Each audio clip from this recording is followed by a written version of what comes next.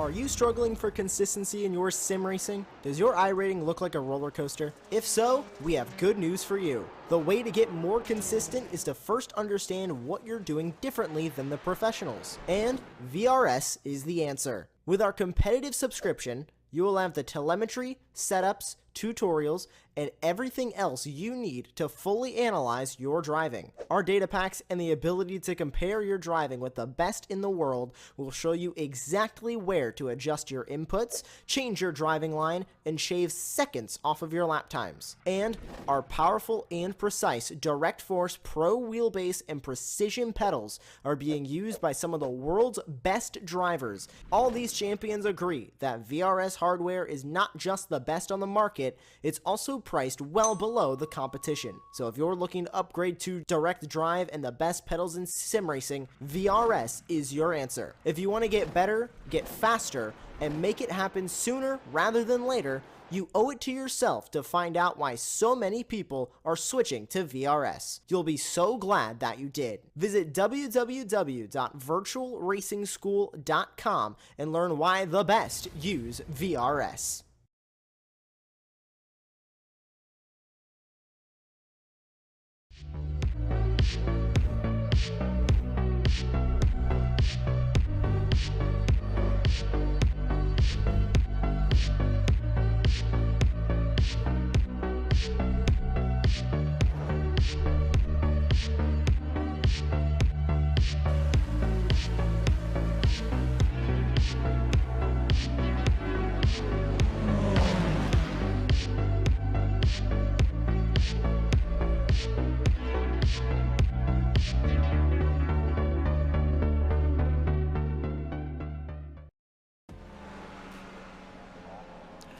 Daytona. It is a track that is as famous as the name is itself, whether it be running the 500 miles or the 24 hours. Today, we let loose GT3 cars on this historic road course to see what will happen for them. Welcome everyone to the Apex Racing League GT3 Trophy Series. My name is DJ Clark and I am joined here in the booth by Sebastian Bosher-Williams. Behind the scenes is our director Alex Simpson, and we are ready to go racing at this historic road course. And Sebastian, this is a place that, well, needs no introduction really to hardcore endurance racing fans, but what can you tell us a little bit about this track that we don't already know? Certainly doesn't. Yes, good evening and welcome. What a track Daytona is. So tricky, so difficult, and yet so easy for endurance races all at the same time.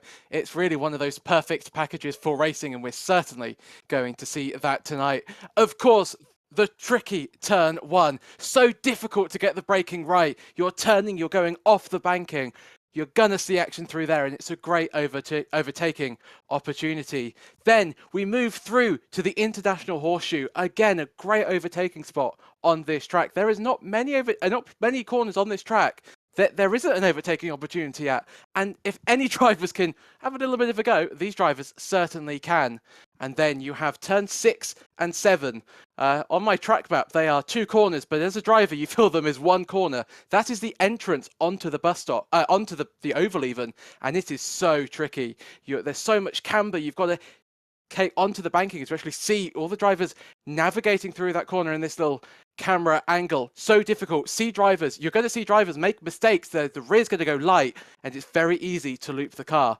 And then we come to the Le Mans chicane, another one of the best overtaking opportunities on the circuit. It's high-speed entry, it's a high-speed exit, and there is no room for error. Watch out for 1Xs. You can get so many off tracks there, and you can so easily end up in the wall. And then the exit is ever crucial as it leads you down to the front stretch, down to the start-finish line, and of course, the ever-crucial turn 1. This race is going to be action-packed all over, and I, for one, cannot wait to get this one started. Neither can I. And we don't have a whole lot longer to wait because drivers are out on track right now for qualifying. And it is an open qualifying, which means that the draft is going to be in play during the course of this session. That is going to be very, very important for everybody because you want to be able to get that toe up behind, find that perfect distance in between the car in front of you that you're not going to be slowed down through the corners, but instead you're going to be able to get that perfect toe and really, really try to maximize. And that draft is also going to be just as crucial during the race, whether it be trying to make that overtake or whether it trying to be doing a little bit of fuel saving around here. Both will be incredibly crucial. Really will be. I mean, you know, we're talking about Daytona, and it's going to look like more of a NASCAR race, I think, for most of this race than a proper GT3 race. It's going to be so important, the slipstream, and if you are the pack leader, if you're, you know, the leader of the race, or if a pack's broken away and you're leading that and you don't have the ever crucial slipstream up ahead, you're going to be very, very vulnerable. It's, you know, it's so difficult, and it just goes to show, you know, with the new updates that the GT3s have, most tracks are now high downforce circuits, but around here that isn't the case. You have to run lower wing because the straight line speed is so important. So it's really going to be very crucial, and you're going to see drivers almost not defend the position. You know, if let's take the leader for example, I wouldn't be surprised to see the leader letting second place go through to sort of then catch the slipstream and then sort of overtake them. It's going to be a real game of strategy, and this race is going to go down to the last lap almost definitely, really. Yeah, I have to agree with you there. It's going to be definitely a little bit of 4D chess as everybody tries to work their way around, seeing where they can pick up the draft, seeing where they can get a little bit of that slipstream, get a little bit of that fuel saving potentially as they go their ways around. Going to be very, very crucial to try to pick up around here as they go. Qualifying now about 4 minutes of 10 down as we've got time starting to stream onto the board a little bit. Do indeed, and Thomas Cope is to the top of the timing stands. Didn't see him, here's his pace in the practice session, but he is to the top of the timing stands. Number 64 car knocking Carabello off the top spot. A little bit of racing on track. Down the inside goes the Audi. It just goes to show how crucial track position is in this qualifying session. It's almost like a qualifying race that we have here at Daytona for the 24, rather than a qualifying session that you'd see in iRacing.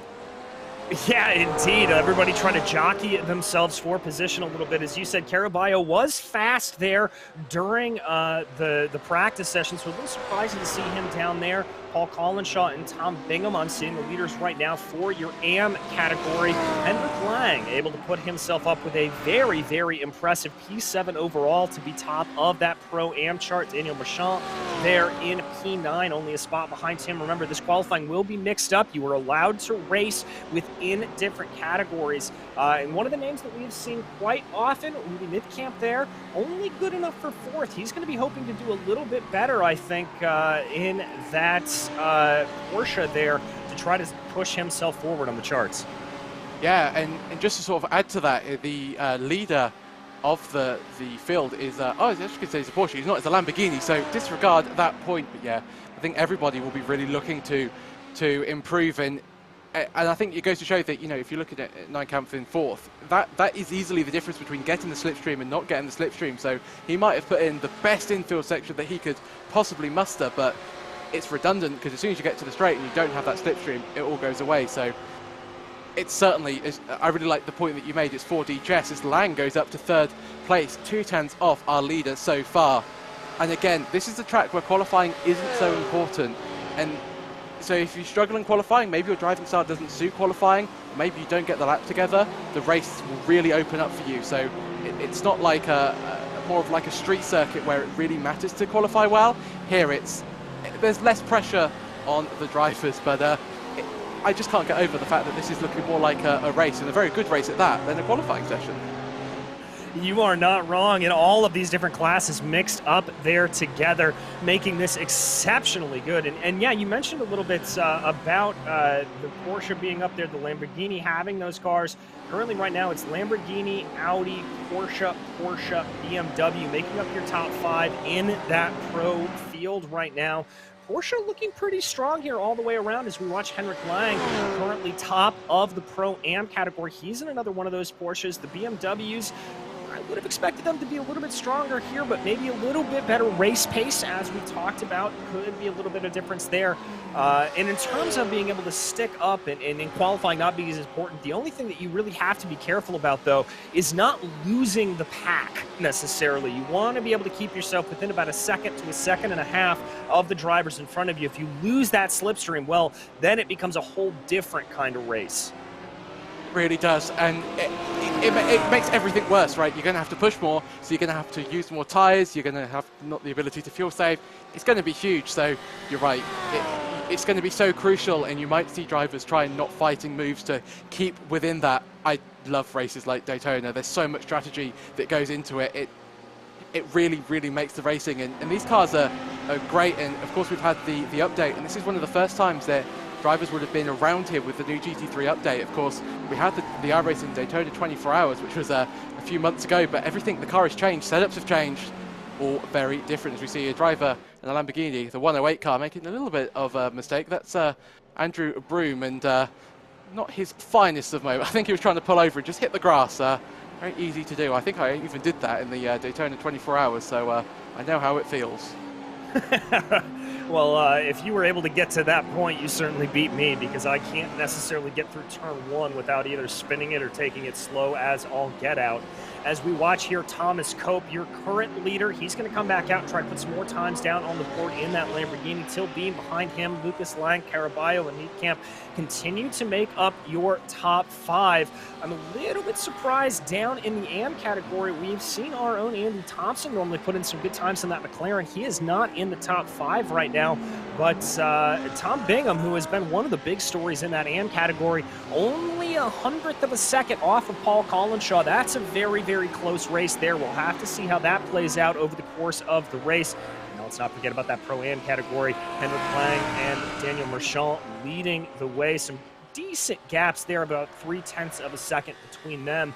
But as you said, once we get started here, once we get going, those qualifying gaps aren't really going to matter, as the draft is going to be the real crucial way around here. Waiting to see if we've got anybody else putting in some fast times. I see Valentini able to get his way up into fifth, bumping down Moises Caraballo. Caraballo, remember, quickest during practice.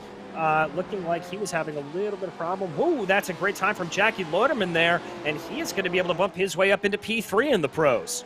That's a really important lap for Loderman there. That gives him prime position for the first lap of the race to maybe get into P1, although we've been talking about how that maybe isn't the best spot.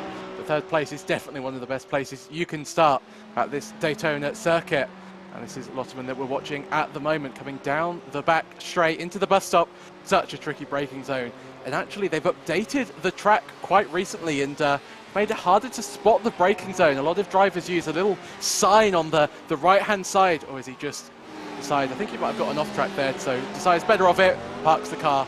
And this is your, who is that? That's Hendrik Lang just crossing the line there. Can he improve? Can he extend his pole position time? No, he cannot. 0.3 off, and he kicks up a cone for good measure there. So I think pretty much everybody has finished their lap. So that, I think, is your grid for the race. I think it is. Just waiting to see if anybody else is going to be able to do it. And indeed, checkered flag in the air for qualifying. So that's going to end it out. Waiting to see the last couple of drivers coming across the line to see if anybody will be able to improve. I do see Caraballo setting some green sectors, so that may be a good lap for him. Let's wait to see if that driver is going to be able to pump his way back up into the top five. Caraballo coming across the line now. And it looks like that is not going to be an improvement for Moises. Oh, it is! No, that's the top of the charts! My goodness, my timing and scoring didn't update immediately. What a mega lap for Moises Caraballo! What a mega lap! Just at the final last grasp of qualifying, he sticks it on pole, and by quite a convincing margin as well, almost 1/10 of a second, and that's the pace that we saw from him in practice. Congratulations, sir! What a lap, and that means that we have a Porsche on pole position for the race. We do indeed. And let's bring you now, as cars are finishing out their laps, that starting grid, if we can. Absolutely great stuff there across the board. Starting off in pole position, as we said, will be Moises Caraballo. Behind him, it's going to be Thomas Cope, and then Till Beam and Jackie Loderman there will round out your top 4, just waiting for the last couple of drivers to cross the line. But some very, very good stuff here. Henrik Lang looking pretty good as well, up in P10 overall for the Pro-Ams. That'll be a good starting position for the 1, 2, 3. Will be as well. And Paul in the number 234 car is your pole sitter in AM, 24th overall. So a great showing, just showing actually how close the pace is between all 3 classes tonight. And that can only mean a good race for all of us. Is just waiting for the grid just to come round. But looking down the field, there is a huge mix of cars, and that's exactly what we like to see here. And it's going to mean that there is going to be strategy up and down the field. And there is a Lamborghini and an Audi in second and third. Who's going to win out of that car? As those cars are fairly similar. Indeed they are, and there is your official starting grid there. As we said, Caraballo, Cope, Beam, and Lauderman making up the top 5, top 4. Lucas Lang will round out your top 5 with Tom Valentini and Weeby Neatkamp behind them. Christoph Herbino will line up in 8th with Jensen Andersons in P9. Henrik Lang will be your pole sitter for that Pro-Am category with Anders Lily Jordet and Matthias Beer rounding out your top 11. James Hall will be 13th overall. That's going to be second in class for him. Daniel Marchant going to be sharing space with him in that row. Tom Meckel and Pascal Ebner behind them, with Greg Hubler and Michael Ask coming into the meat of that Pro-Am field right now. Adam Wright, a lowly position for him. He'll be looking to move his way up in that pro category. Christoph Wegenwetter, Roland Schartner, and Mats Halsend. Kieran Smart, one of the lowest, if not the lowest driver there for the pro category. Look for Kieran to be able to move his way forward over the course of the race. Behind Kieran, it will be Paul Collinshaw, the first of your AM drivers, and Tom Bingham will be starting right behind him. Bingham in that McLaren, always somebody to watch out for. Andrew Broom there behind them, Arthur Hupke Merkel and Adam Gladden, Stefan Anderson and Tim Spesser, the true lowest of your pro drivers. He's going to be in a whole gaggle of Pro-Am cars. Chris Gooch and Stuart Wyness will be behind them with Fernando Torres and David Gill. Brian Force and Mads Sizer there will be in 36th overall, and that's going to bring us into the meat of the AM category with Patrick Emmer and Navarre Luce. Andy Thompson, a surprisingly low qualifying there for Andy. We've seen him qualify very, very well in the first 2 rounds. A little surprising to see him that far down in the field. But next to him, it will be Alex Fields, Mikkel Price, and then Alan Mystic. Behind them, Adam Mortensen and Ryan Oldani. Russell Fowler for the Pro-Ams. He's going to be down in the field. That is the lowest of your Pro-Am drivers, followed by Colin Sampson, Eden Frisna, and Mark McManus round out your 48 car field here today. It is a big, big field, Seb. It certainly is. And the number 269 car, Eden Frisnand, is in the pits, as you can see indicated there. He has a penalty, so he has to start from the pits. And actually, I think that could be a little bit of an ace up his sleeve.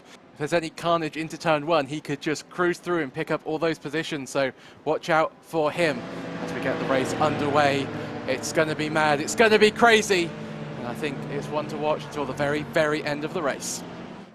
I have to agree with you there as we watch our leaders working their way through NASCAR 3 and 4. There is Henrik Lang, your leader in that Pro-Am category in the 1, 2, 3. He's going to be mired in the pack, but he's going to have a couple of drivers giving him a gap between himself and Daniel Marchant and James Hall in that Pro-Am category, so that'll be a little bit of good breathing room there for him. There is Paul Collinshaw in the Ferrari. He's going to be lining up right next to his AM rival of Tom Bingham.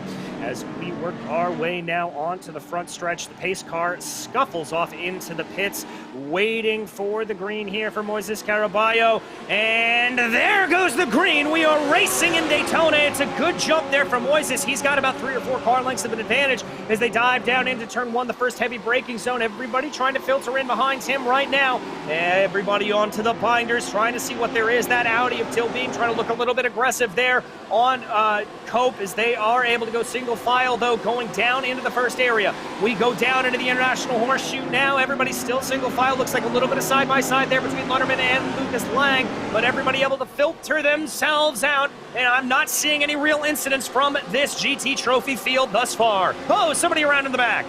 Oh, is that our pole sitter? Let's have a look at the timing stands all update. Well, Tom Bingham is your AM leader, so he's had a great start. One of the pro cars, Pascal Urbanauer, is in the pit, so he's had an issue. And it was our pole sitter in AM, Paul Colin Shaw, is in the pit, so he has had a disastrous start to this race. All looking fairly clean though since the International Horseshoe, and we head around onto the oval for the first time, and this is where we're going to really see the power of the slipstream as we have a look at a replay, and that is certainly not how you want to park a Ferrari.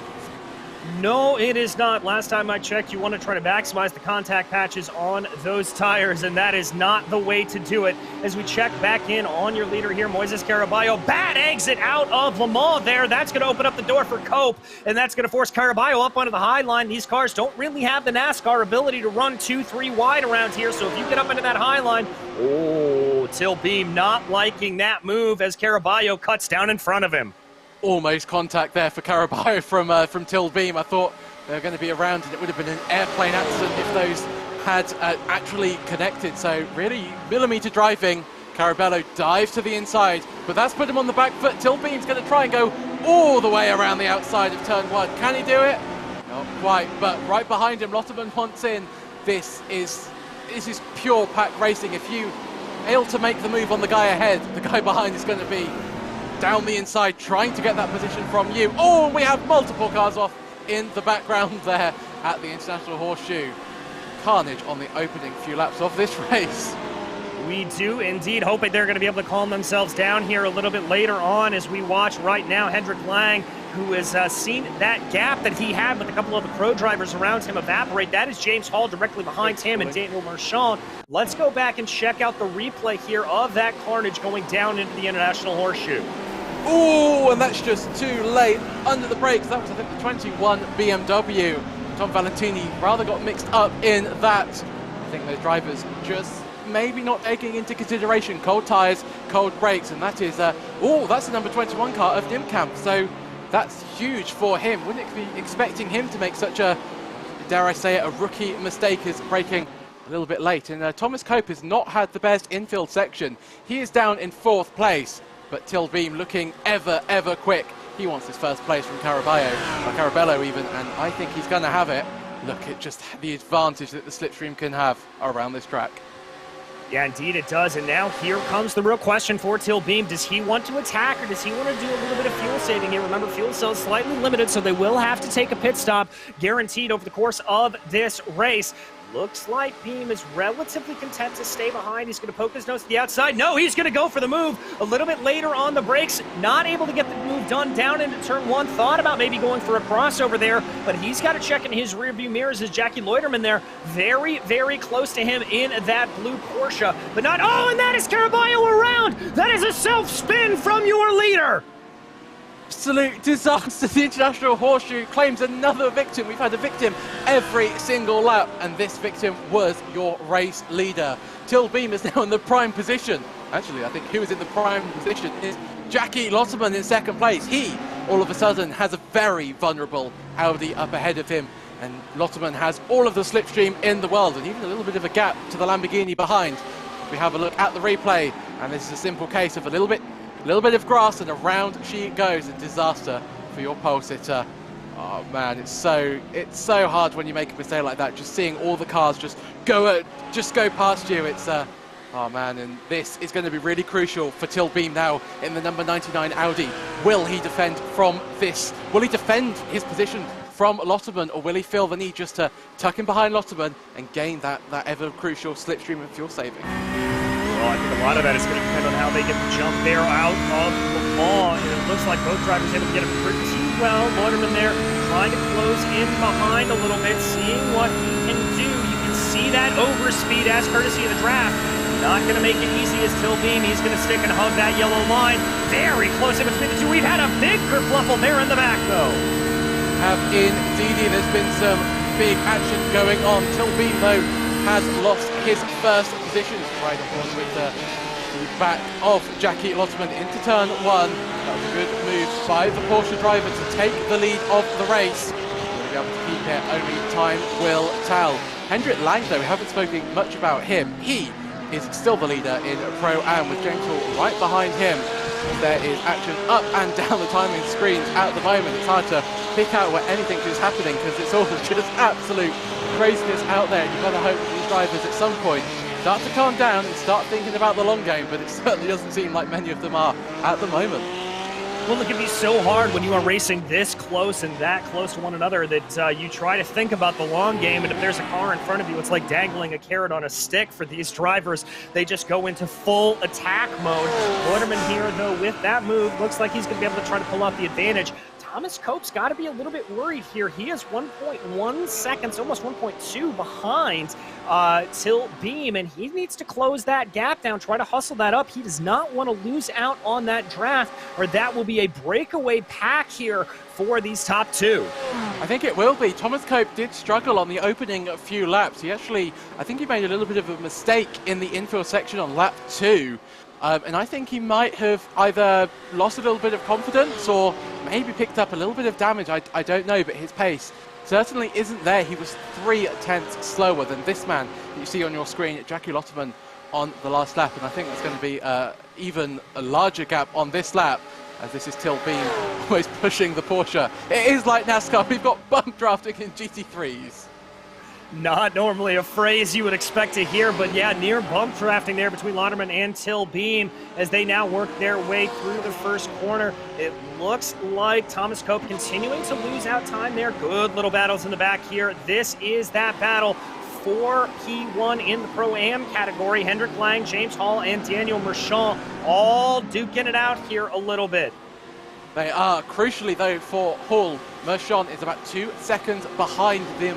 So that means that he doesn't have the slipstream, which gives Hall a few laps of really attacking Lang in the lead, trying to make moves that you maybe wouldn't want to make if there's a car directly behind you. You can have a look up the inside, say in the International Horseshoe or even the West Horseshoe. So it gives the driver a lot more opportunity to make those risky moves. And if you're Hendrik Lang, you've got to be feeling a little bit vulnerable at the moment. Hall is looking absolutely rapid out there. He, in fact, he was a little bit slower on that lap. I was about to say the pace difference he had, but Lang about 3/10 quicker, so maybe Lang can hold on.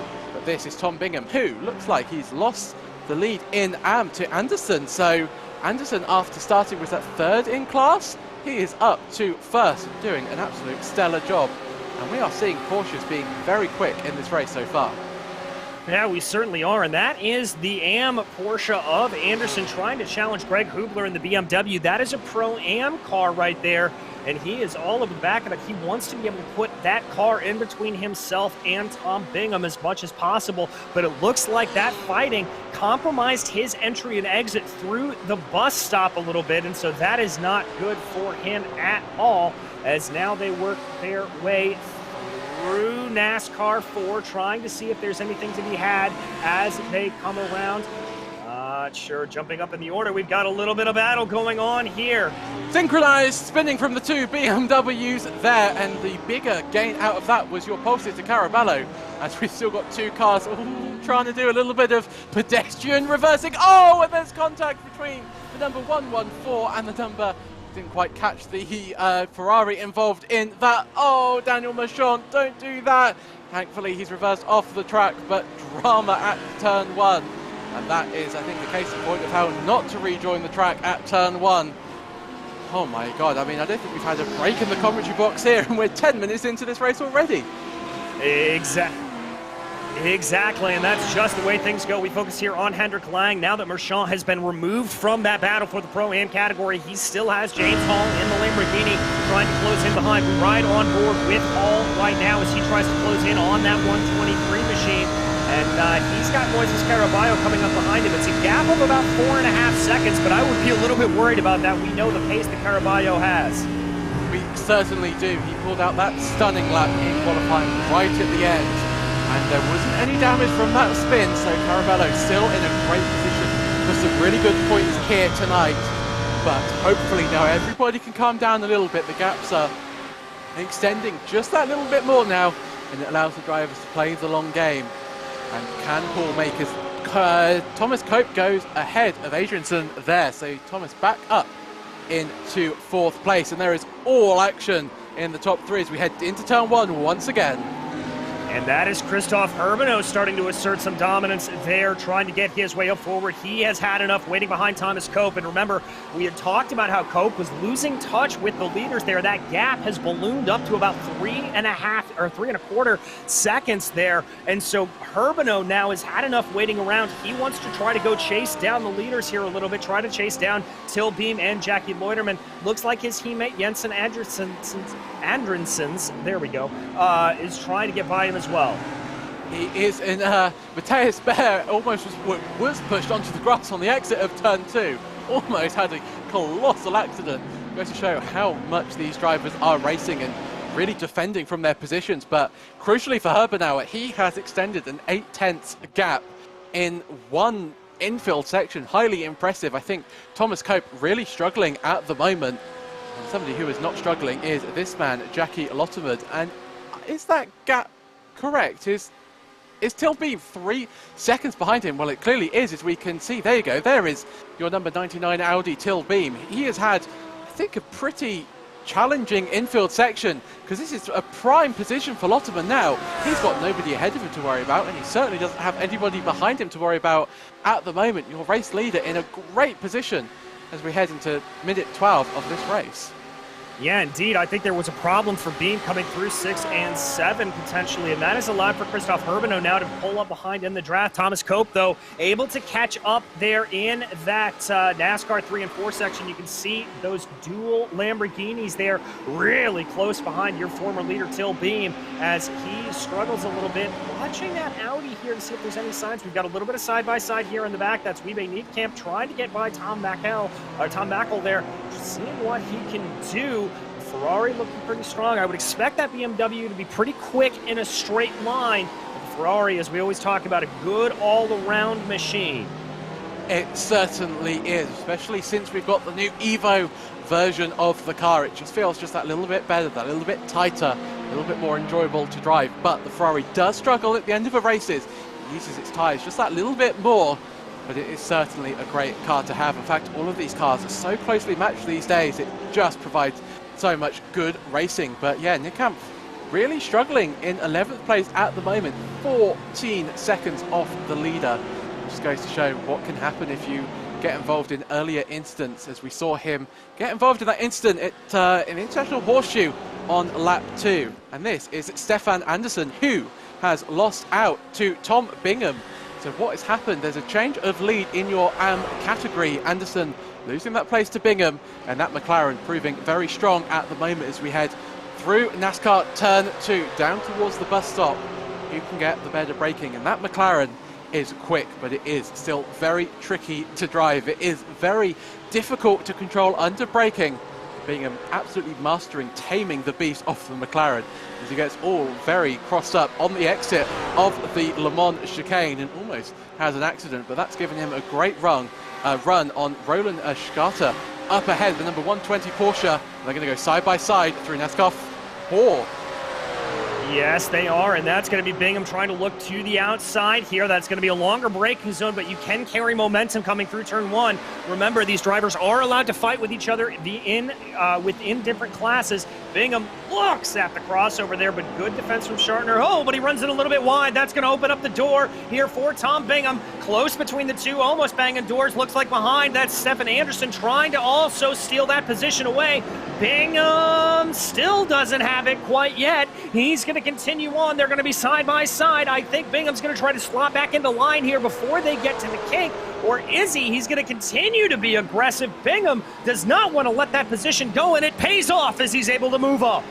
Great move by him, and very crucial. He now has a car in between his biggest rival in this race, Stefan Andersson. Great move by him. Very brave to go down the inside of the kink. These cars can go flat through there, but side-by-side flat is certainly another matter, especially in the McLaren. Great job by him to be right on board with Stefan Andersson now through NASCAR 2 onto the back straight towards the Le Mans chicane. What can Stefan do now? He needs to get past Roland Schkarter up ahead of him if he wants that position, if he wants the ability to be able to harass and to be able to overtake Tom Bingham.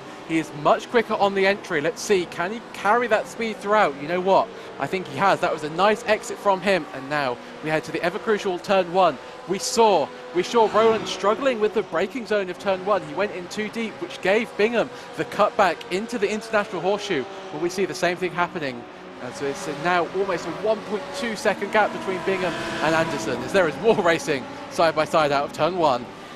Indeed, there is. This is the Audi of Jensen Andrensen as he continues to try to work his way around. Lily Jordet behind him, trying to push some pressure on him. Matthias Beer leading the way in that Ferrari, as looks like here they're going to go right through the kink. Not going to go side by side through there, thankfully, but definitely a lot of pressure. This is the battle for 5th and 6th position in that pro category. It is, yeah, it's always nice to see drivers sort of backing out around the kink. It just proves that they are thinking about the end of the race, not the here and now, and that's a crucial ability to have it as a pro driver. You'll see them being able to make split-second decisions that are almost always completely correct. You know, do I risk this move here? No, I don't, and actually it always tends to work out.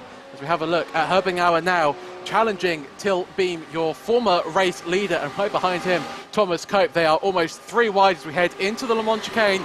Once more, it goes Audi, Lamborghini, and Thomas Cope looking super quick through the middle of that section. And I think he's in a very good position as we head down towards turn 1 once again. And let's just see who has the advantage, who has that little bit more straight line speed, who's trimmed out the car just a little bit more. And Thomas Cope pulls towards the outside as they are side by side now, and he's going to get the slipstream off Till Beam, and he's going to maybe make the double overtake into turn 1. My goodness gracious, Thomas Cope will not be denied. Going through, threading the needle there. Absolutely incredible stuff from the 64. Now he's got to try to put the pedal down and gain up about 5 seconds up to the leader, but I don't think Till Beam is going to let him go quite that easily.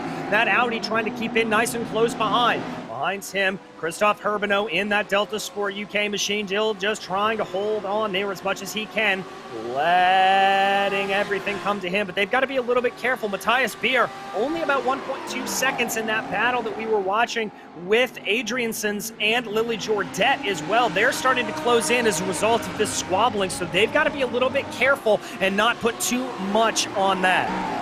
Also, crucially for Lotterman, our race leader, is the gap is now 5 seconds. So all of this battling just helps Lotterman. It just gives him more ability to back off the pace and drive under the limit, you know, preventing spins or locking the front tyres or engaging the ABS too much. It's a perfect opportunity for Jackie Lotterman at the top of the field. As I thought there was somebody dropping down the order for that. Just a little bit of a timing tower glitch into the bus stop. It's not the bus stop, it's the Le Mans chicane. I even tried to stop myself from saying it, the Le Mans chicane. Till Beam looking like he's really struggling at this phase of the race. He is 6/10 behind Thomas Cope, and Herbenauer now looking at the rear of that Audi, thinking he can get past, and I think he's got just a little bit more speed in the car. Will we see him pull to the outside or wait and dive down the inside of turn 1? But that Audi looks like it's really struggling at the moment.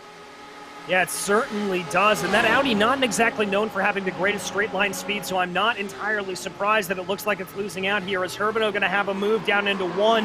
No, he is going to stay back there, maybe doing a little bit of fuel conservation. That's something we haven't really talked about, as we've got a side-by-side here. That is Mikkel going by Lucas Lang. Lang just seeming to fall down the order here. That Ferrari getting a good move done. The number 13 moves himself up into 12th in class. Does indeed. And actually, while we've been sort of discussing the race lead and all of the battle surrounding that, James Hall has taken the race lead in the Pro-Am category. So Lang is in 2nd place. Hall was looking really rapid in that Lamborghini, so he has taken the coveted position for now, but Lang still looking quick. And right behind them is Carabello, and he has been consistently one of the quickest cars on the track at all times throughout the last few laps, so watch out for him as we have a look at a replay here. Indeed, that little bit of a crossover there as they go down the Lamborghini. This is Lang making that lead change on Hall for the leader in your Pro-Am category. And remember, these guys are really in an island unto themselves when it comes to the Pro-Ams. They have got multiple pro cars in between themselves and Mats Halsund, who is in 3rd place. They really do. They are in prime position, and it really does allow them to fight and to squabble. As we actually see Hooper Merkel get past Mads Huseland down into the braking zone of the Le Mans chicane. So that's crucial for him. Can this Audi prove to have a little bit better pace and be able to catch up to the gaggle ahead to try and challenge P1 and P2 in the Pro-Am category? You have to say, by looking at the gap, it's going to be one very tall order as your race leader Lotterman sets a 1 minute 42.72, the fastest lap of the race, and he is absolutely flying out there. Do you remember when I said that he was going to take it easy? He certainly isn't. And talking about not taking it easy, Hooper Merkel's coming back at the Audi into turn 1. Is he going to try and go all the way around the outside? Not quite. Oh, and it was very close. Was that Houseland right behind him? Houseland even. I think there was almost contact between the two BMWs. Action absolutely everywhere on track still. Yeah, that was Hasland and Greg Bubler that almost made contact going down into turn 1. Lucky that they were able to avoid that. And then, as we said, this sort of gaggle of cars here, this is Hooper Merkel, Hasland, Kubler, and Regenvetter, and it is really brought up in the back there by Tom Bingham in that AM category, one of 2 McLarens out in the field here today. He has been doing what we've seen him do many a times over the course of this season, which is be able to, frankly, insert himself up into that Pro-Am battle, and it's a very, very impressive, once again, very impressive run from Tom Bingham to be able to put that kind of pressure on these drivers up ahead. It certainly is a great job by him so far. And just have a look. I think we've had a little bit of an incident out on tracks. I think there was a few cars that have sort of towed back to the pits. I'm not quite sure what's happened out on track. We head down towards the Le Mans chicane again, and this is really proven to be the hotspot of the race so far. This in turn 1 has been the best overtaking opportunities, but Hooper Merkel there, very, very rapid through there as we actually have a look. And this is a Stuart Wynest here, coming through the exit of turn 2. Oh, and there's a dive towards the inside. Is there going to be contact? Yeah. Oh, yeah, there was. Yeah, there was really no way to avoid that. If you send a car in that deep going down into the International Horseshoe, there is always going to be a bad thing that happens. That certainly is, and that certainly was a bad thing. And one of the cars even sort of towed back to the pits. Oh, and that's very sideways there from Kieran Smart. Thought he was going to lose the back end, but he's certainly going to lose a position to the Audi. That is the number 87 car. That goes past him. We've got a Mercedes on the pit exit, almost getting taken out by Caraballo there, but everything is still... not Caraballo, sorry. That is... That's nice camp there. Do apologise, but very, very close to contact. And that actually raises a really good point, is the pit exit here is pretty deadly, isn't it? It rejoins right onto the track and right onto the racing line, because you want to pull to the left-hand side of the track for the optimal line through the International Horseshoe. It's so dangerous, and it's been a cause of many an incident over the years. Yeah, it certainly has, and so drivers are going to have to be careful about that, especially now as we cross over here, getting closer to 24 minutes gone in this race. These drivers will have to be making a pit stop here over the course of this hour-long event, and when they do, I think that should start firing off. The pit window is open now, but it should go to about 15 minutes left to go in the session, so we'll have to see when they do it. But right now, we focus on Thomas Cope with Till Beam closing in behind him. That Audi not going anywhere, but as these two continue to squabble, Jackie Leuterman able to pull out a gap of 6.75 seconds right now, so he just continues to run. That's a bump draft. That certainly is a bump draft. It's absolutely crazy the strategies that these drivers are employing at the moment.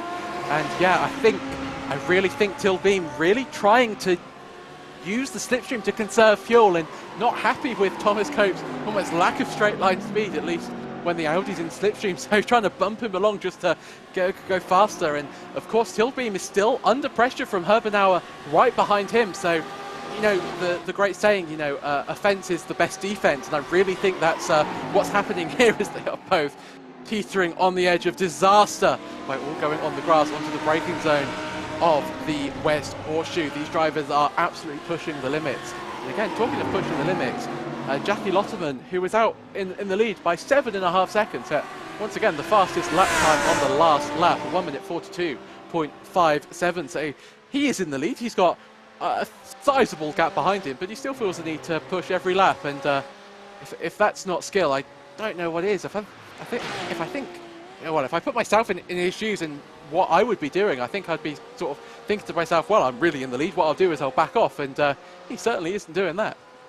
No, he certainly is not. He's got a little bit of lap traffic up in front of him that he's going to have to be dealing with as well. And thankfully here at Daytona, plenty of wide areas that he will be able to do that.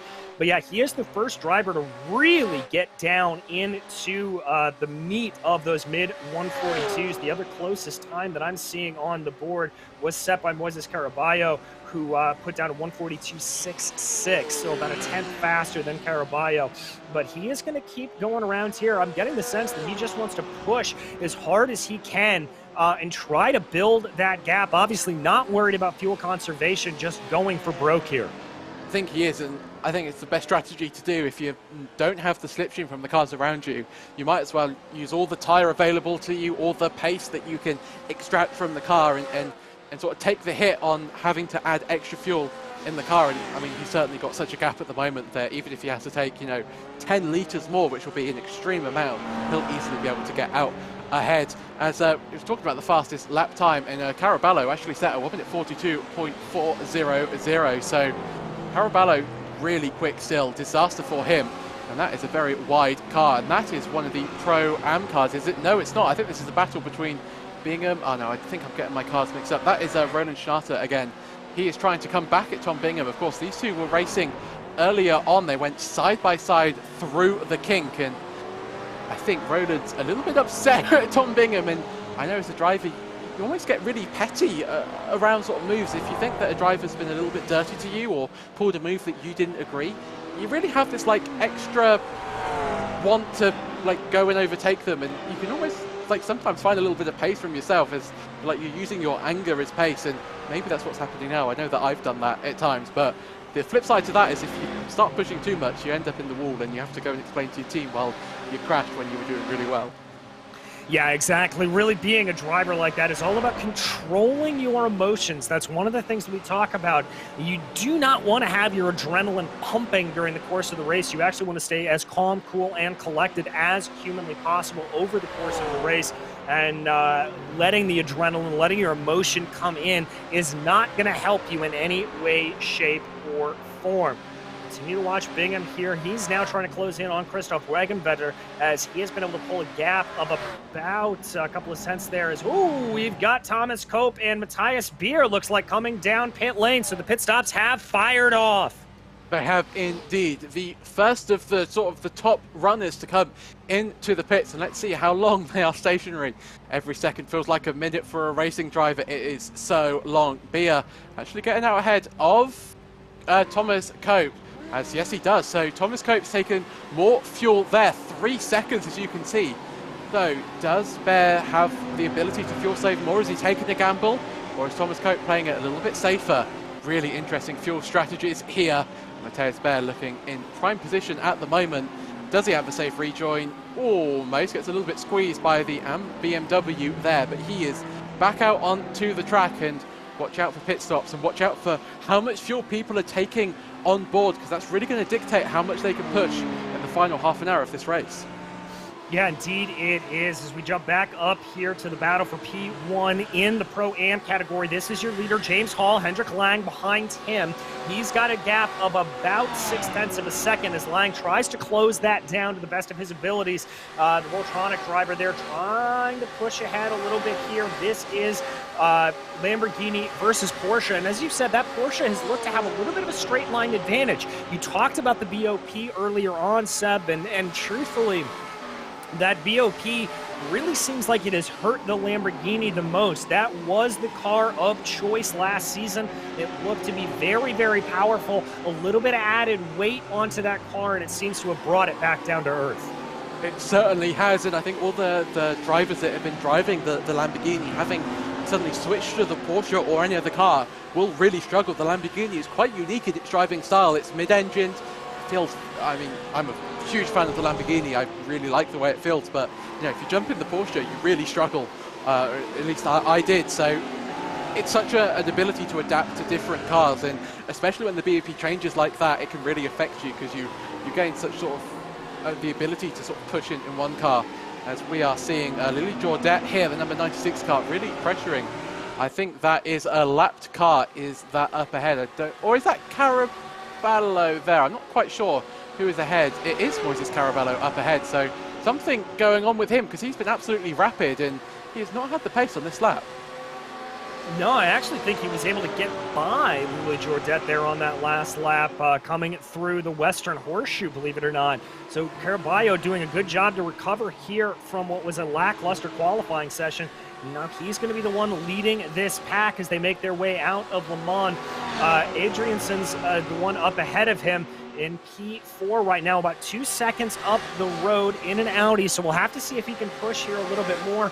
Maybe this is an opportunity to dive down pit lane for Caraballo. He looks like he's fading. Yes, he's going to come on down. He is. Tilbeam is in the picks. Adrianson as well. We saw Caraballo and Lily Jordet as well, but your race leader, Lotterman, has gone for another lap. So he's been out there at the front with no slipstream. He's been pushing the whole time, and he's still got a lap more fuel than everybody else. And Herbenauer as well, also choosing to go for the overcut. So choosing to go for at least one more extra lap and hope that the drivers struggle on the outlap. You know, they've got more fuel in the car. The tyres have cooled off a little bit. The car is certainly a lot different to drive. So it's a gamble from the top two, but if they can make it work, they can gain quite a lot of places. Really interesting strategies here, as we see Andrew Broom here, the 108 Lamborghini, also peeling off into pit lane. There's certainly lots of pit stops happening, and it seems like everybody's running to empty now. As, yeah, we have our AM race leader in, our Pro-Am race leader, but not our Pro leader, as that is Tilbeam exiting the pits. And watch those gaps now, because this can decide the race right here. Indeed it can, and a very, very good stop it looks like there for Tilbeam. He is able to be out and on his way, no problems at all. That'll put him in third place, as you said, and it looks like he's been able to sort of gap some of the drivers around him. He's got a big, big gap with not a lot of drivers around. There is Thomas Koch. He's going to find himself behind Matthias Beer right now. That is Beer in that Ferrari that he's going to try to catch up with. Tom Valentini directly behind him. The order getting shuffled around here a little bit as a result of those pit stops. Looks like Jackie Loiterman is in the pits. Christoph Herbeno, that Delta Sport driver we anticipate coming in as well, he is down pit lane.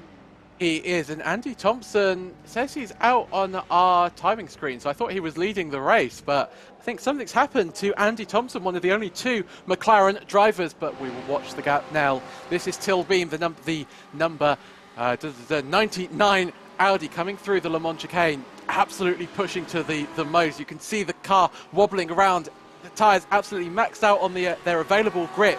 Tilbeam really wants this race to win, and you have to say that Lotterman's going to need a very slow pit stop if he wants to overturn that almost 10-second gap that Lotterman had. And Tilbeam just coming around the start-finish line, but what a race from Lotterman so far. He is, I mean, there's no other word for it. He's dominated this race so far. He has just been in a league of his own. Yeah, he certainly has. Is there, he is able to jump out and get ahead of some lap traffic, so that is going to be helpful for the 66. He is going to have some smooth sailing up ahead of him. As you can see, a couple of the AM drivers there that he's still going to have to deal with. Christoph Herbeno, that Delta Sport driver, is going to come out of the pits very, very close to Tilbeam, it looks like. So that played out for Herbeno. Yeah, just behind Tilbeam. And these two running in a little bit of an island unto themselves. They've got about 3.5 seconds or thereabouts back to Moises Caraballo. So good strategy there for them. You can just see Caraballo in that train of cars streaking by in your camera. So now a two-man fight for the final 2 podium positions. It is, but you can never count out our pole sitter of Caraballo. He was so quick at the end of qualifying, and he has been absolutely rapid throughout this race. He would certainly been challenging Lotterman if it weren't for that spin on lap 2. So I think if you're Herbenauer and Tilbeam, you're really starting to worry about Caraballo around you, because he has had the pace and he is bringing along with him Adrianson and Lily Jordet and Beer and Thomas Cope as well. And you have to say that Thomas Cope was the big loser out of that round of pit stops. He went from about third or fourth place down to 8th position. So he has really had a difficult stop, maybe taking on a little bit more fuel just to be safe. But Moises Caraballo here looking in prime position, and if everybody behind him can sort of work together for a little bit, and racing drivers aren't necessarily known for working together and looking for the long game, but if they can work together and sort of slipstream each other to the lead, they could be in the fight for the second and third places on this grid, and it is just looking like it's going to be an absolutely spectacular race in the last 25 minutes. Yeah, certainly is, and Caraballo has about 3.3 seconds to try to make up to Herbino and Tilt Bean if they can. And yeah, to your point about Thomas Cope, who we focus in on right now, Thomas Cope's pit stop was about 3 seconds longer than the average pit stop for everybody else. Cope doing about a 26-second stop, 26.75. Everybody else seeming to be in the 23s or the 24s, so that can explain why he fell down the field so much. I think you were right there in your assessment, as it was definitely a situation of him just taking on a little bit of excess fuel. I think so, and it could really pay dividends at the end if the race goes for an extra lap that the drivers weren't expecting.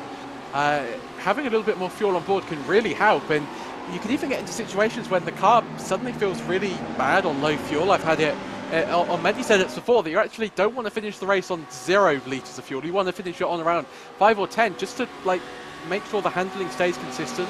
So maybe it's sort of something like that. We'll have to sort of see, but Thomas Cope has a lot of work to do at the moment, and I mean, luckily for Thomas, we've seen him. He's very good at overtaking. He's sort of been up and down this field so far, so he certainly has a measure of the drivers around him and where he's quicker and where he's able to overtake. But up ahead, Matheus Bia in the Ferrari made a late lunge into turn 1. And Thomas Cope now trying to get that position back. They're side by side through NASCAR 3, and Tom was looking very quick so far. And you know, we've been saying that Lamborghini's been sort of struggling as it was before, but it's still an absolutely rapid car around this track.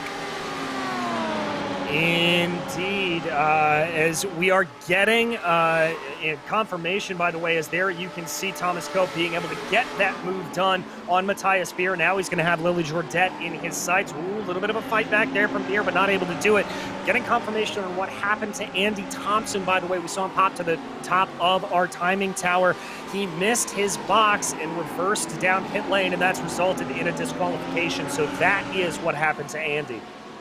Disaster for Andy Thompson. It's so easy to do, especially when the pit lane is super busy, and you just don't spot your lollipop guy.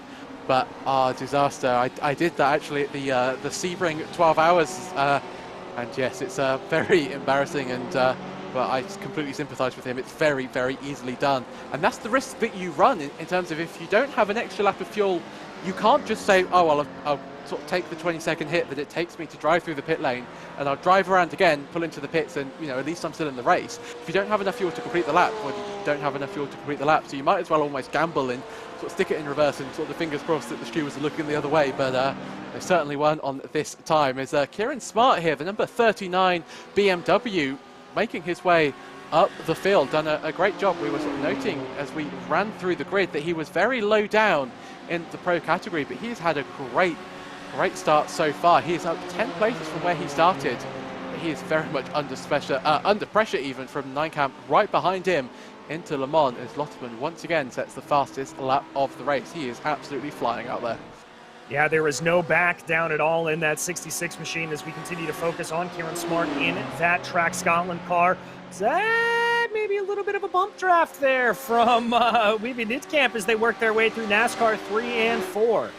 It is, and yeah, I think there's a lot of NASCAR strategies going on. I think Daytona rubbing off on everybody so far, but I am certainly all for it. As we head down to turn 1, Nitkamp feels like he wants to make a dive to the inside, thinks about it. I think he's just naturally a little bit later under braking. Then Kieran Smart is up ahead of him, and they have, I think that's, who is that up ahead? That's Tim Spesser in the number 87 Audi ahead of them. And right behind them, the Ferrari of Tom Mackel.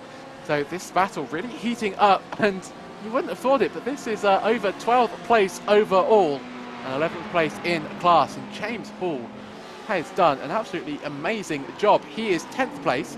He is your leader in Pro-Am. Has 18 seconds to Greg Hubler even in 2nd place. So everything's working very well for James Hall at the moment. 20 minutes to go.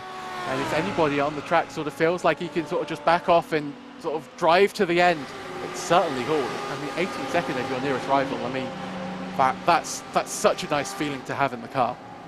Yeah, it really is. You don't have that pressure from behind to really hold you back again. hearing some chatter on the radio that maybe mid-camp may have had a problem, that he says he's pitting again. So that is a bit of a surprise there for the number 21 machine. We had just been following him. If that radio chatter is to be believed, that is a terrible break. But now we're going to focus here on Thomas Hope, who's under attack from Anders Lily Jordet. This is for 6th place overall. Lily Jordet taking a look to the outside. And whoa! Down to the inside of some lapped cars, I believe. No, excuse me. That was Andrianson's there that he was trying to get by in the Audi. That was for position. How did Thomas Cope make that position? I thought he was going to be off the track, and we'd be talking about how Thomas Cope shouldn't have really gone for that move because it wasn't going to work. But you know what? It almost did. So congratulations, Thomas. That was certainly one of the best moves we've seen at turn 1 as he dives down the inside of Adrianson into the King. They're still side by side as we come into the West Horseshoe now. And certainly Adrianson does not want to give up this position. They are still side by side on exit as we head down towards turn 6. Thomas has the inside line, breaks that a little bit later. The Audi will have the cutback though. This battle is certainly not over.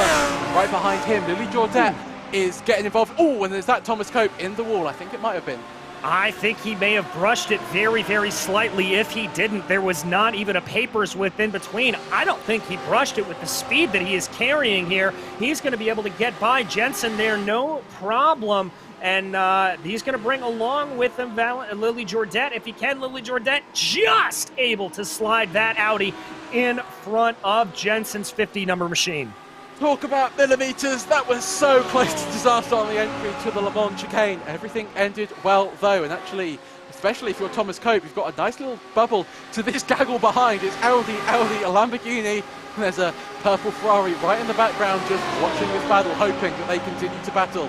And they are. They're going to go 2 wide as we head into turn 1. Will they feel the need to make it 3 wide? Oh, I think they might. Let's see what happens into turn 1. And I think it's all status quo. Valentini round the outside there of the Adrian Sensor. He has had a terrible lap down almost 3 positions. Still manages to hold that position, but I think we're going to have more carnage into the International Horseshoe. Certainly going to be some position swaps, but I think it's all good. And that Ferrari of Matthias Baer just really enjoying this battle, and he's right on the back of it. As a driver, it's so nice of a feeling to see everybody battling behind you and you sort of just catch up, and you can take people by surprise because they weren't really looking in their mirrors. So watch out for Matthias here. He could really sort of surprise some drivers up ahead. Yeah, indeed. Definitely has the speed to be able to do that. He's just got to be a little bit patient in trying to get around Valentini and Jensen there directly ahead of him. This is the part of the race, though, where you've got to start pushing a little bit. We've only got about 15 minutes left to go in this hour-long GT Trophy race session. Where has the time gone? It's just an absolutely incredible race. I can't believe we're almost at the end of it. And of course, so as we're starting to get to the end of the race, fuel loads are going to be coming down for the final time. You don't have to make a pit stop. The tyres are going to be more worn, so you're going to start struggling with tyre wear, but the drivers are going to be absolutely keyed into this track. So if you start to need to push, you really can. You're feeling so in tune with the track, but you have to watch out for the tyres. They can really sort of fight you back at any point. They can just sort of snap at you, lose grip as you're round. So yeah, really interesting race, and it's certainly not over. No, it is not. Not anywhere near over, and not anywhere near over for Matthias Baer. Thought about a little bit of a look there on Tom Valentini, trying to fight his way around, but not able to get it done down into turn 1. Valentini able to hold out for now. We jump back up to the top. This is Christoph Herbino and Till Beam as they work their way through some traffic, and you called that right, Sebastian. That is Moises Caraballo right up behind them in the 43. It is on for the podium positions. It certainly is, and what a recovery drive it would be from Moises if he can get second place. I mean, after that mistake at the International Horseshoe, I mean, absolutely incredible result. And he's certainly in the prime seat so far. Not only is he within that crucial second of the car ahead, but Tilbeam and Herbenauer are still fighting over second place. They are sort of squabbling amongst themselves and might not have realised that Caraballo is so close behind them. Will we see a move down into the Le Mans chicane? I mean, Moises Caraballo, he's been so quick and he knows he's got the pace, so he doesn't have to feel like he has to make the moves all really quickly. So will he just choose just to wait a little bit? And I think he does. And what a battle we have got on for second place now. Exactly, just under 15 minutes here to go, and this battle is sure to be fierce and fast. Herbino leading Tilbeam, leading Moises Caraballo right here. This is the battle for the final podium positions. A great run for Moises Caraballo. He's going to bring that car out to the outside, try to see what he can take, to see if momentum can carry him. He's going to be able to pick up the draft off of that Lamborghini in front of him, and he's going to be able to slide in front of Tilbeam before they cross the start-finish line. He's going to go for a 2-for-1. Down to the inside of Herbino, and Caraballo up into P2. Absolutely fantastic from Caraballo there. Just as I was saying, you might play it a little bit safe and sort of he knows he's got the pace. Now he overtakes 2 drivers for the price of 1 on the straight. And actually, while we were seeing that move be done, I had a quick look at Tilbeam's car, and there's a little bit of damage on the front end of that car. So I think when he's been trying to sort of bump draft cars, he's actually come off with a little bit of damage, and that would be affecting his straight line speed, but it's certainly not affecting his ambition as he tries to go all the way around the outside in the West Horseshoe. He didn't come off exactly as he would have wanted, but that has given him the better run out, and this is certainly not over. But Caraballo, what an amazing job from him. What a move. That's got to be sort of the move of the race so far. Yeah, indeed. Remember, that spin on lap 2 is what put him down. He was looking very quick. He was indeed your pole sitter here. I don't think he's going to be able to gain back in on the 18-second gap that exists between himself and Jackie Loiterman, but still a fantastic recovery drive to get his way back up through the field. We'll continue to focus on Tilbeam as he tries to close down on Christoph Herbino here. That damage on the Audi, as you said, could certainly be hurting him. It really will. These cars are so sensitive, especially nowadays, to any aero changes. Anybody that's driven in the Nürburgring 24 hours last weekend would very much know what I'm talking about.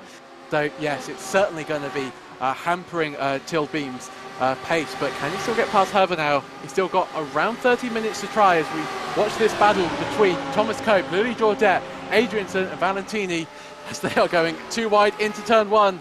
Let's see what's going to happen. And let's see, indeed, as Lily Jourdet there. Looks like he's going to be able to have a Thomas Cope. Going to get passed there by Jensen, but able to fight him back a little bit. And that is going to be behind them. That is, I believe, Valentini, who's trying to get a little bit aggressive there in that Lamborghini. But they're going to slot themselves back down into single file order as they come through the International Horseshoe. So that group right now, it's Lily Jourdet, Cope, Jensen Andersons, and Tom Valentini right now. Matthias Baer in that purple Ferrari just kind of loitering in the background. Certainly is loitering. We've been sort of saying that, you know, he's been at the back of that pack, and I don't think he has the pace to overtake these guys, but he certainly, as soon as they start squabbling, is able to rapidly catch up and sort of stay on the back of them. So this battle is certainly not over, but Lily Jourdet has had such great pace through the second phase of this race. You know, Thomas Cope was fairly quick in the first sort of stint. He sort of struggled at times, but had the pace. But Lily Jourdet has just been so quick, been sort of sticking on the back of Thomas Cope, and that move has been happening for a while. And now to sort of help Lily Jourdet, Adrianson catching up to Thomas Cope, and I think it's more like Thomas Cope is going to be under attack from Adrianson than he's going to be able to attack Lily Jourdet. So really interesting dynamics going on in this race. Yeah, very, very fascinating dynamics. Jensen trying to get up behind Cope here right now. Lamborghini versus Audi. It looks like that Audi's able to pull the slipstream a little bit. Cope trying to get something off of Lily Jourdet ahead of him. Ooh, I think that's a better run for the Lamborghini. Where is Lily Jourdet going to position the car?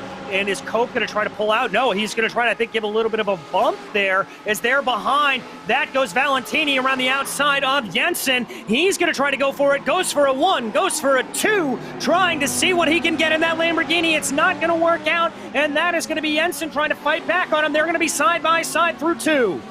Almost 3 wide into the International Horseshoe there. Valentini, I think, was, well, you can't fault him for his ambition. I think he was in his mind's eye thinking he's going to go all the way around the outside to the top 3, and he'd end up in 3rd or 4th position. But 5th position even. Lily Jourdet still the leader of this little gaggle, but Valentini has made up a position, and here comes Beer down into the West Horseshoe now. Oh, Lily Jourdet struggling a little bit to get that car slowed down and stuck towards that apex. It is all happening in this race, and you cannot count any of these drivers sort of leading this battle at the end of the race. 10 minutes to go, and they are going to be 10 very long minutes for this man on screen and as Lily Jourdet. Yeah, indeed they are. It's going to be very, very tough for him to try to hold it out. We now ride on board with Thomas Cope as he tries to close in here a little bit. That gap expanded a little bit from what we saw as they came out of Le Mans. But there you look behind Cope, and that is Valentini trying to close in. Valentini, I think, doing a little bit of lifting and coasting there, not wanting to get too aggressive, trying to back up Le Mans and get the best exit out of it, and it looks like he's got a pretty darn good one. Certainly has. Oh, who has a better exit? It's Adrianson. He is going to be battling Valentini. Valentini battling Cope. Cope battling Lily Jordet. One of the Ferraris gets very neatly out of the way on the high side of NASCAR Turn 3. And it is all action. We've seen how late Valentini can be on the brakes. And he is certainly going to go around the outside of 1. Can he make it 2 as we head into Turn 1? He's going to try to go for it, but it looks like Cope is a little bit earlier on the brakes. He's not going to have any area to slot in there. Cope not giving him any room, forces him out to the outside, and that is going to be all for naught there for Tom Valentini. He's going to have to slide back into line. Does he choose to be a little bit aggressive? No, he's got to be defensive there, as that is Jensen Adrianson's there behind him trying to get by. This is also allowed for Matthias Beer to enter back into this equation. Absolutely incredible racing here. 8 minutes and a half to go. And it's looking advantage Tom Valentini at the moment. He has got so much more pace, so much more grip under braking and turning. I mean, he's almost able to drive right around the outside of the 2 cars ahead. And don't underestimate how much slower the extreme outside is into Turn 1 here at Daytona. It loses you a lot of time. So if he's almost able to make that move, it just proves how much more grip he actually has in the car. And of course, these 2 cars up ahead, Cope and Lily Jordet, have been racing this whole time. And Valentini had a fairly quiet race. He hasn't really done much overtaking, much racing. So look, watch this man very, very intently. Cope very, very close to Lily Jordet as we head into Le Mans. Is there going to be a move? I think Cope is sort of waiting for the final couple of laps on Lily Jordet, sort of just saving a little bit of fuel, which is kind of strange considering that, you know, Cope has taken so much more fuel than everybody around him. But I think it's like NASCAR strategies. You want to be sort of the car in second place on the last lap to have the best possible chance of overtaking the driver. Yeah, indeed you do. You do not want to be leading, I think, coming down as we're going to check out a replay here. This is Matthias Beer. Did he have a little bit of a problem? Ooh, big contact there. And that is going to send Beer all the way around. And he is going to be put back in the order. You see him there getting onto the grass. That is not good. So that is 1 car that is basically going to be out of the equation. Beer's fallen all the way down to 14th in class. Disaster for Matthias Beer there. He had so much pace. He was sort of the dark horse of this battle. But that hasn't worked out for him. Adrianson as well has lost around 2 seconds or 1.8 seconds even of a race time just by, there's a sort of a slow Mercedes. So that's really not worked out for Adrianson. So after having a 5-way battle for 5th place, we are down to a 3-way battle. And this is Moises Carabello here. Really still quite under pressure from Christopher Herbenauer. I thought he would have been able to extend that gap a little bit more, but I mean, he's still under threat. I mean, this 2nd place is certainly not guaranteed.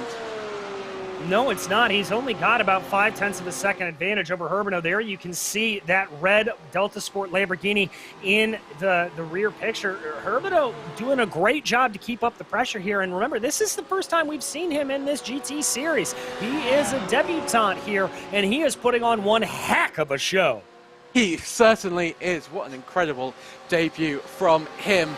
Herbenauer looking very, very quick as we head round NASCAR 4 onto the back straight. Now, what can he do as we have a look at James Hall, your Pro-Am race leader? He's almost got an identical gap to Hubler as Leutemann has to Carabello, just to prove how dominant these 2 drivers have both been in their respective categories. Greg Hubler just coming through the Le Mans chicane now, and right behind him, Christian Rettenvetter right behind him, just under a second, well, actually around half a second. So that position also in doubt for Hubler.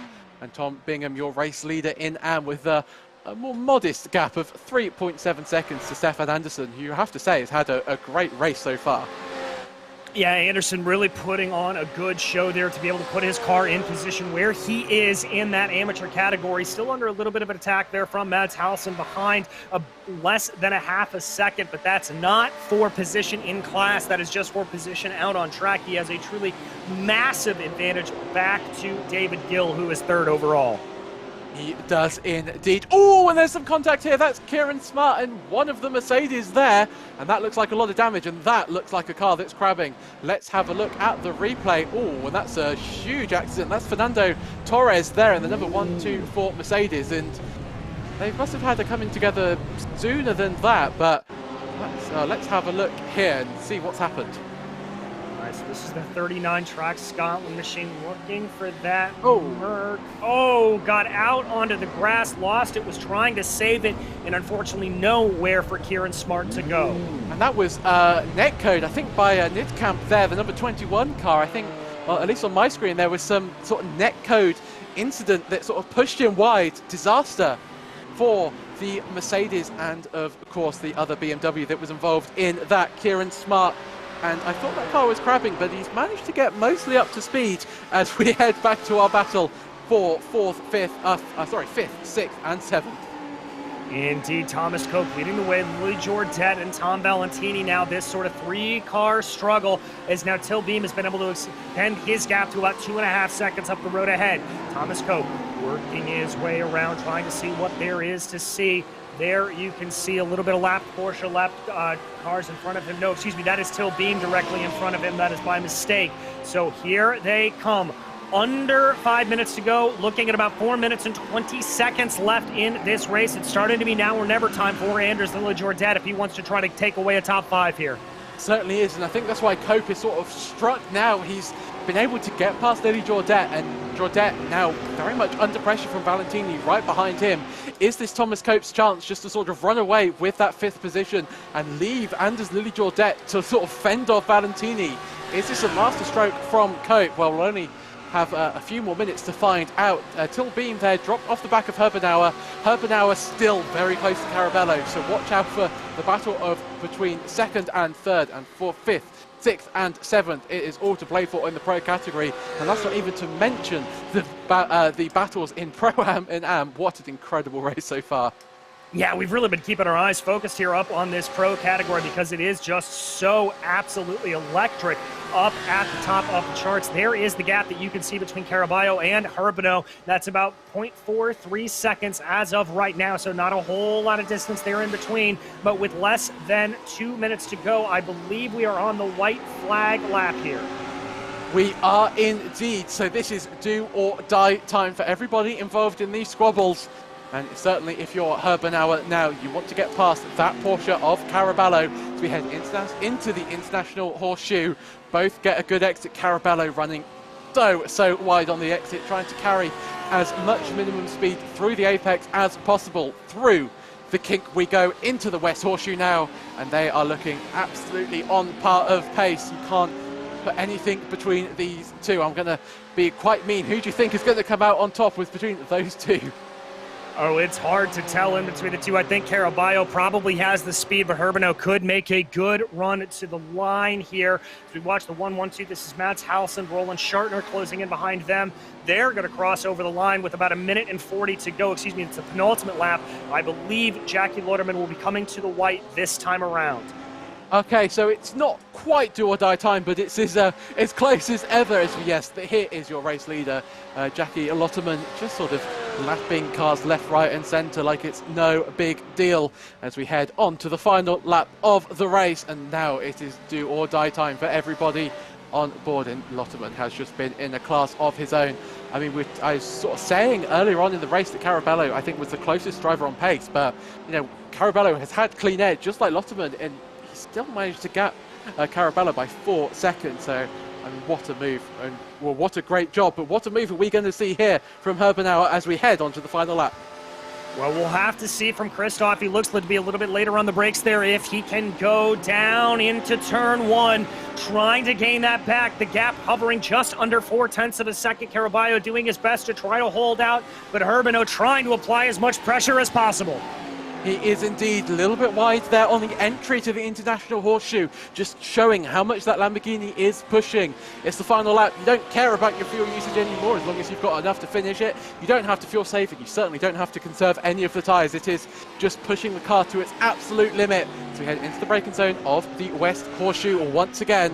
And that Lamborghini is looking really, really quick through the midfield section or the infield section, but can he convert that into a good exit onto the banking? And it looks like Carabello just has that slight bit better traction, and he is in a prime position to hold on to this spot as we head towards the Le Mans chicane for the last time. And I wouldn't be surprised here if we see Herbino try to back up this corner a little bit to get the best run that he can through Le Mans. He sits at about 0.4 of a second behind, starting to gain a little bit here in the draft. They get ready to break down into the Le Mans chicane, but we've got to quickly focus back on our leader, Jackie Leuterman, who has absolutely dominated this race, takes the checkered flag, and takes victory for round 3 here in Daytona.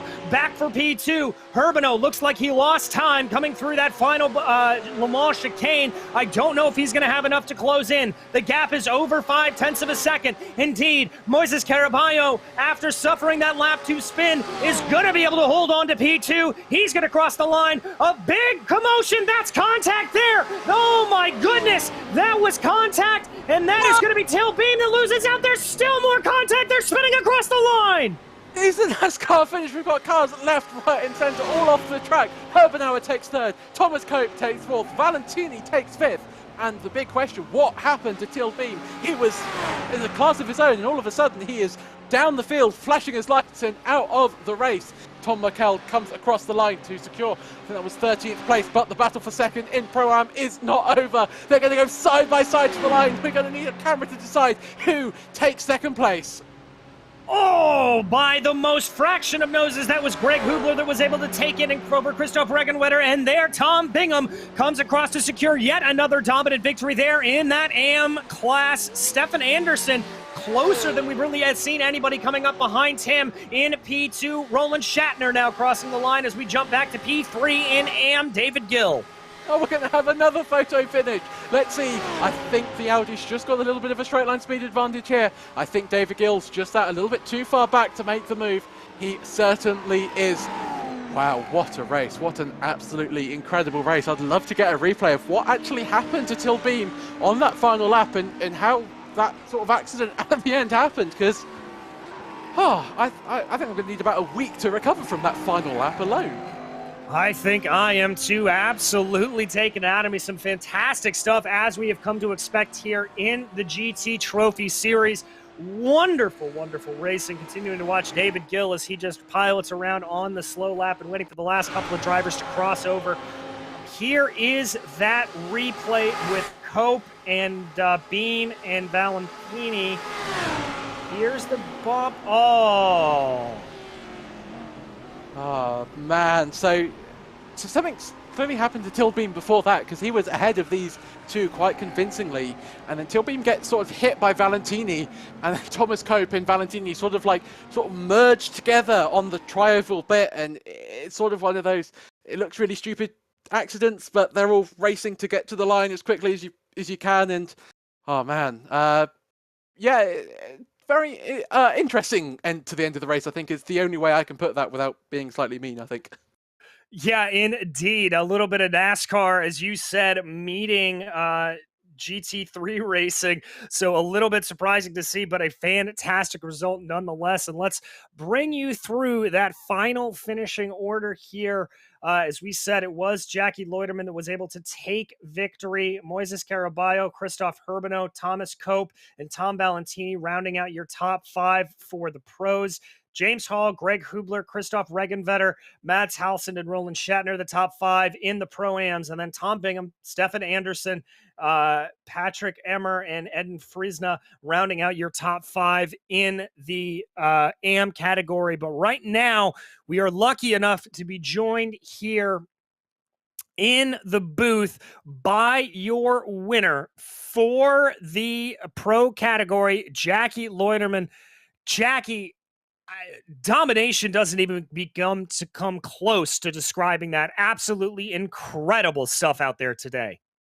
Yeah, thanks, man. Yeah, I definitely didn't expect that Daytona. I expected it to be a really close race, but once I got clear off the slipstream, then it was just a done deal, really. Well, talk me through that in the opening stages. I mean, were you pushing as hard as you can to be able to try to break that slipstream, or was that pace just coming as a little bit of a happy bonus for you? Well, first of all, I started fuel saving, and then a few guys in front of me actually went off. I think it was 2 guys. And then I was driving second, and then I was like, well, I think I can make a gap now. So then I overtook him, went into the lead, and then I just made sure I got a gap to try to clear slipstream. So it was like 6 laps full pushing, and then it just back to fuel saving again. Well, I mean, we noticed there on those full push moments. Did you have any trouble with traffic? I mean, this just seemed like it was a walk in the park for you. Yeah, I didn't really have trouble with traffic actually. There were a few guys that were pretty slow for the bus stop, but that's not really a problem. Just have to slow down a bit. Well, Jackie, this is your first win on the season. Is there anybody you'd like to thank for it today? Well, obviously, everybody at AXA SimSport, my team, thanks to them, and thanks to you guys for organizing such a good event. Well, we are more than happy to do it. That was Jackie Loiterman, your victor overall and the winner in the pro category. And now, Sebastian, I throw to you. We've got a whole heap of people waiting to be interviewed. We certainly do. Let's have a chat to our second place man, Caraballo, because I'd love to hear his reaction to his race. It was certainly a race of ups and downs. So let's get him into the commentary boxes. We do that. That was the wrong person. I am still new to the whole Discord thing. So let's get Moises in. Good evening, Moises. What a race from your side. Just sort of talk us through your sort of recovery drive. Hello guys, how are you? Yeah, it was a difficult race. I made a mistake in the second turn and nothing. I have to go all the way, don't save fuel, full gas all the race. You certainly did. So you mentioned that you made that mistake. Were you just sort of pushing too much, or did you sort of get caught out on cold tires? No, I don't know if I missed something because the rear touched the scene and I lost the car. Was like, I don't know what happened. I think I ran too wide in the entry of the turn. Okay, and so sort of talk us through your recovery, because it can be really hard, especially when you were so quick in qualifying and practice to sort of like to change your mindset to be able to, you know, sort of to come back through the field. But you did that perfectly. So sort of talk us through how you were feeling after you made that mistake and were able to sort of push forward. Well, when I made the mistake, I talked to myself and say, okay, relax and let's do the race. Let's push as hard as I can. And then I go to push. I was passing cars, trying to don't lose too much time with the cars so I can get the front pack. When I was in the pack, now I have to race with head. And all the moves I did was like calculating, looking ahead. Because last race I made a mistake and I want to try to fight for the champ. So I need the points. And I was racing like smart. You certainly were, and that's really interesting because you were one of the quickest drivers out on track. And you know, just saying that you were thinking all this time about making sure that you were really good through traffic just goes to show how quick you are. So congratulations for that. And yeah, what a great race from yourself. If you'd have would you have taken a second position after you made that mistake? Are you happy with where you ultimately finished? I think I in my mind don't was a podium. I was like I want to try to finish closest to the front I can, because in my mind wasn't the podium. Well, you certainly did do that. You maximized the point, and the Lotterman was quicker. I don't know if you managed to see his pace, but he was rapid out on track. Yeah, he was very fast. He has a pace amazing. And I don't know if I was closer to him and I can follow him, I can fight the race. I don't know that, because the pace was very, very fast. It certainly was, but you were absolutely rapid out on track as well. So congratulations to you. And is there anybody you'd like to sort of shout out for? Yeah, would you like to shout out at all? Yeah, I want to thanks to the guys of the Hardpoint Motorsport, and also Alexander Walters, that was my coach for this race, and Hernan Gonzalez was my spotter. So guys, this is for you. Oh, that's really a lovely sentiment, and congratulations once again for that incredible race. And you certainly were a thrill to watch coming through the field. Thank you. All right, well, we've got time for some more interviews. Let's go ahead and bring in Tom Bingham, your AM class winner here today. Tom, not nearly as dominant as we've seen you in the past. A little bit of pressure from behind from Stefan Andersson there. Yeah, Stefan was really, really quick. This is a good track for me as well. So I was trying to just keep it consistent as much as I possibly could, so he didn't gain too much time on me. But he started to tick down on the relative, and it was stressing me out a little bit. And then I started to make a couple of little mistakes, and yeah, I was getting quite worried. But luckily, I had a little bit of tow from Mystic. His last name's Mystic. I had a bit of tow from him at the end of the race, and I think it saved me, to be honest. Gotcha.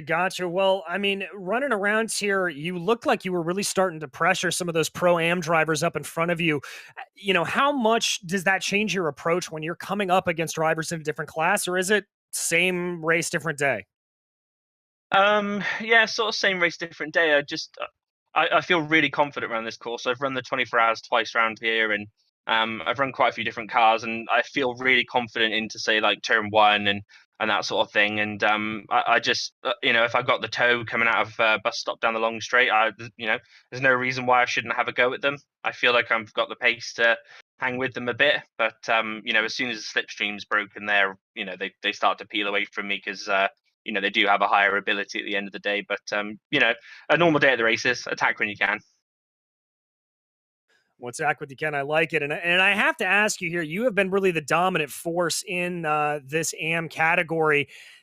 Are you starting to look at the championship? Are you starting to focus on those points, or are you still taking everything race by race? I'm just taking it race by race. Like my biggest thing, and Andy will tell you this, my biggest thing really is just try and be consistent. Don't get too involved with too many crazy battles. And if there isn't a gap there, try not to really go for it unless it's absolutely necessary. And, I'm in it for the long run. So I'll just take every race as it comes, just keep it calm, try and work my way at the grid and see how we get on. If the McLaren doesn't kill me first. Oh, I've got to imagine that car is trying to kill you at every corner. Watkins, it was a nightmare. It's like driving on a knife edge the whole time. You have far more talent than I do, my friend, because I can't even make it through the bus stop at Watkins on that thing. But is there anybody you would like to thank for this AM class victory today?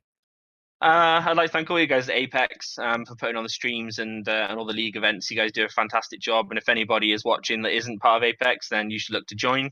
Really nice bunch of guys. I'd like to thank everyone at Performance Link. So Andy, Andrew, and Russ, and also my wife putting up my sim racing, and anybody else that knows me. All right. Well, thank you, Tom Bingham. That was your winner in the AM class. And I believe we've got time for one more quick one. And that is going to be Seb, if you want to handle talking to Stefan Andersson, our second place in the AM category. Of course. Welcome, Stefan Andersson. What a race from your side. Sort of talk us through it. Yeah, what can I say? A crazy start. A lot of crashes in the first couple of corners and the 2-3 first laps. So, but I come through it, and the hunt go in for Tom. He's very fast in this track, but I keep up the fight, and yeah, we have a long fight all the whole race. So I can see he fuel safe the last laps. So I think, whoa, maybe I'm lucky, but one more lap more. But yeah. Well, yeah, you sort of mentioned that, and we've just been talking to Tom, and he was saying that he was really feeling the pressure from yourself behind him. Did you feel like you could have won this race today, or are you really happy with a second place? I'm happy with a second place. Tom is a good driver, so I have to step a little bit up. So yeah, that's fine for me. Brilliant. Well, you drove really well, and you managed to take the lead earlier on in the race, and yeah, you did a great job. Is there sort of any other moments that maybe we might have missed on the stream that you sort of want to sort of mention at all? No, I think I have a little fight with some Pro-Am drivers. They're holding me a little bit up. when Tom was through them. So maybe the race have changed if I come faster before around them, but I didn't. So yeah, we try next race, new track. So homework is calling. Of course. Well, congratulations on your race. You were again really, really amazing to watch, and that battle was certainly really good towards the end of the race. Is there anybody you'd like to sort of shout out or thank at all? I will shout out for all the drivers. They make a good race for all, and for YouTube and for you guys. So I think keep up the good work, and see you at the next race. See you at the next race indeed. Congratulations on your second place, Stefan. What a great job, and I would echo that sentiment. Thank you to all the drivers for providing an incredible race. That was certainly incredible. It certainly was an incredible race, but sadly that race has got to come to an end as it is about time for us to close down here on Apex Racing TV. But before we go, we'd like to thank our sponsors for tonight's event, Apex Racing Academy, SDK Gaming, and the Virtual Racing School. We will be back next week at the same time as these drivers will take to Barber, a very, very different circuit from here in Daytona. You are not going to want to miss that one at all. Once again, my name is DJ Clark, and on behalf of Sebastian Bosher-Williams and Alex Simpson, who have been joining me here in the booth and as respective director here today, we would like to thank you for joining us. And until we see you on the track, thanks for watching.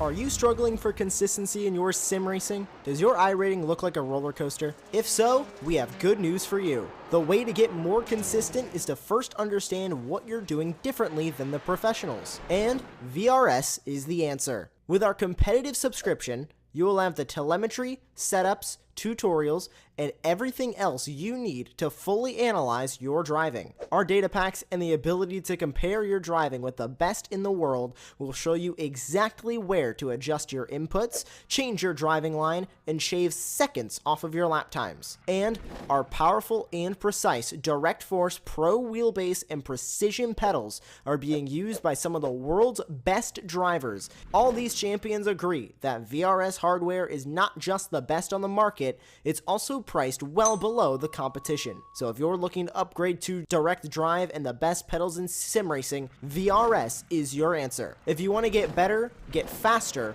and make it happen sooner rather than later, you owe it to yourself to find out why so many people are switching to VRS. You'll be so glad that you did. Visit www.virtualracingschool.com and learn why the best use VRS.